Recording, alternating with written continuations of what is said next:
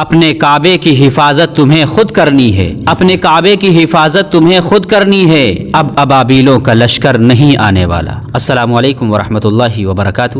ناظرین، امید ہے کہ آپ حضرات خیریت سے ہوں گے۔ جو بھی مومن ہے اور اس کے دل میں ایمانی روح باقی ہے تو یقیناً آج وہ تکلیف محسوس کر رہا ہوگا اور غم کی کیفیات سے دوچار ہوگا۔ مشہور صحافی سمیع اللہ خان کی آپ یہ تحریر ملاحظہ فرمائیں۔ وہ لکھتے ہیں، آج بابری مسجد کا انہدام مکمل ہو گیا۔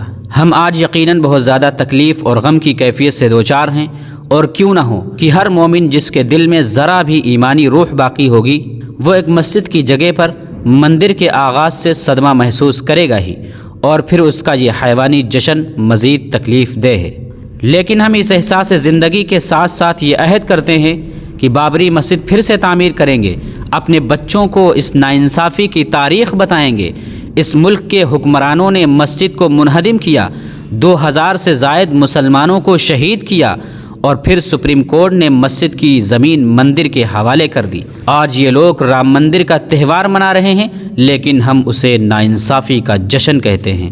آج مندر کا افتتاح نہیں بلکہ مسجد کا انہدام مکمل ہوا ہے، اور ہم آج یہ عہد کرتے ہیں کہ مکمل انصاف کے ساتھ ہم بابری مسجد کی دوبارہ تعمیر کریں گے انشاءاللہ۔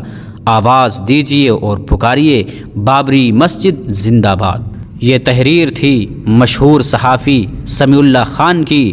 یقیناً جو مومن ہوگا، جو ایمان والا ہوگا، آج کے دن اس کا دل ضرور تکلیف محسوس کر رہا ہوگا، غم محسوس کر رہا ہوگا، اور اس کا دل چھلنی ہو گیا ہوگا یہ سب دیکھ کر کہ آج مسجد کا انہدام مکمل ہوا۔